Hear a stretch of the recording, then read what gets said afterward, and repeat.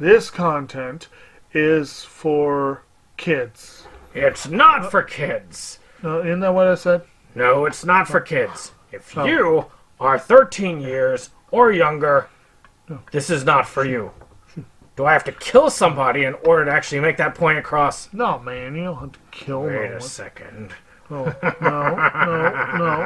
We return to our planet. The High Court may well sentence you to torture. He likes movies, we like movies. SeptumSin versus the world.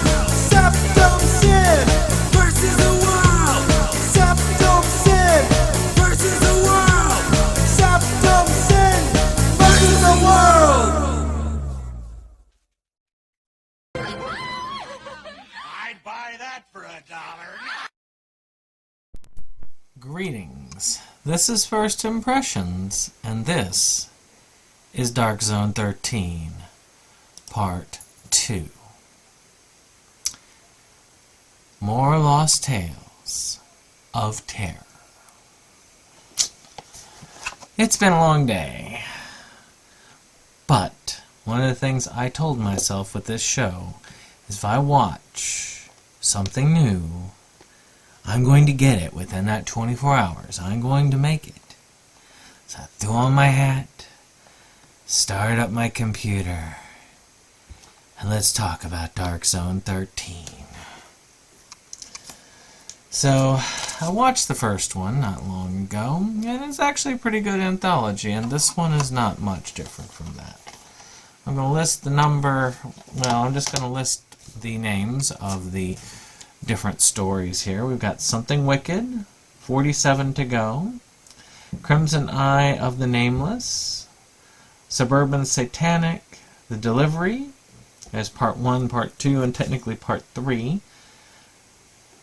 Let's see here, Peaches and Hers, I guess, and Cool Air. So, there are a few things that are worth note here when it comes to this. I'm not going to go all of them in depth because, again, this is my first impressions. I want to give you what I feel after watching these. The writing was pretty solid. I do like the anthology films, and like the previous film, this one doesn't really have a wraparound. It just kind of goes straight into it. And after rewatching this and Thing 666 kind of back to back, I see all the influences and feelings within. But there are a few things that I really did like. Vogel's delivery man was very fun. I liked the character. I liked his first appearance. It's probably my favorite part of this film. I love just the general surprise of it all. I mean, don't mess with your delivery drivers, that's for sure. And I did like how the character kind of evolved and had multiple vignettes throughout the movie, so that was also fun. There was a Rosemary's Baby-like segment. I know. See, you can't have one of these without my cat jumping in, or one of the four. So, I did like that one as well. I thought that was very interesting, though some of them ended very abruptly. Another one that was very memorable to me was the one where you have the doctor who is living upstairs and experimenting on odd things, having to keep things extremely cool. And that was also an interesting and fun little twist. So there were a lot of fun things about this particular anthology. The acting, again, is about the same. I would say B-movie level. Nothing better, nothing worse. Again, characters of note. Again, delivery guy, my favorite. That particular bunch.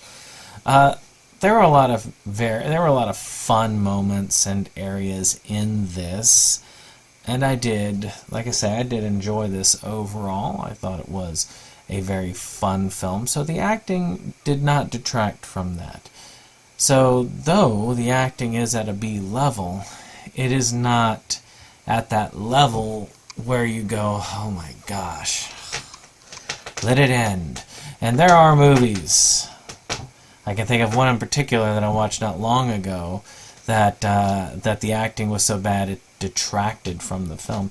And that's not the case here by any means. Matter of fact, I think the acting did its job.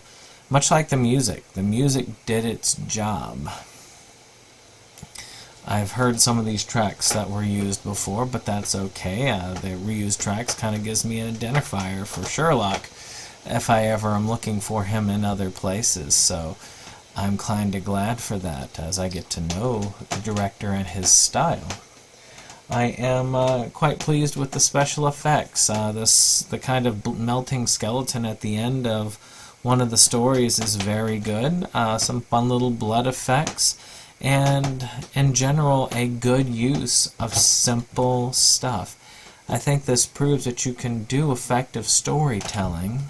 I do apologize, my cat keeps...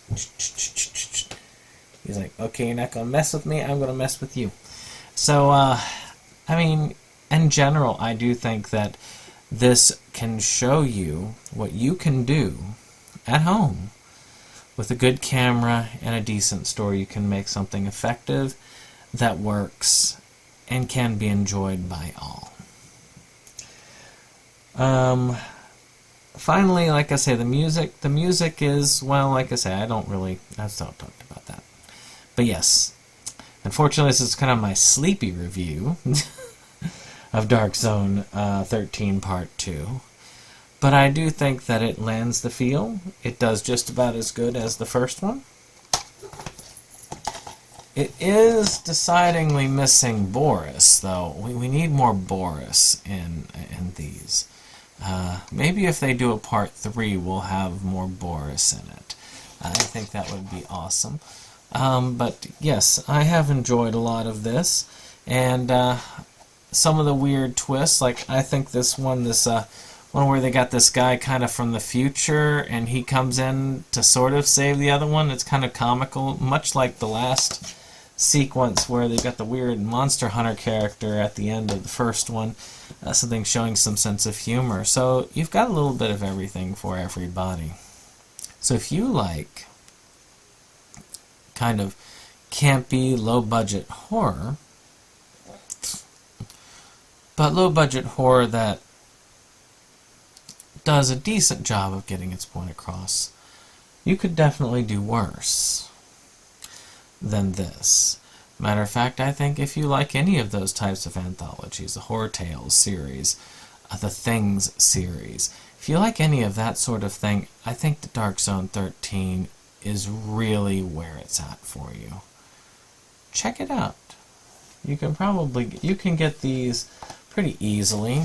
Matter of fact, there is a box set that you can get on MakeFlix that not just has this, but has a large amount of that Sherlockian goodness. And it's also about to be Black Friday, and Sterling's probably going to be putting some of these on sale. So you should be able to get a hold of these and get some of that goodness. So with that being said, I hope you've enjoyed this. If you did, hit that like button. If you didn't, well, that's what it is. But we'll see you on the next one. Bye-bye.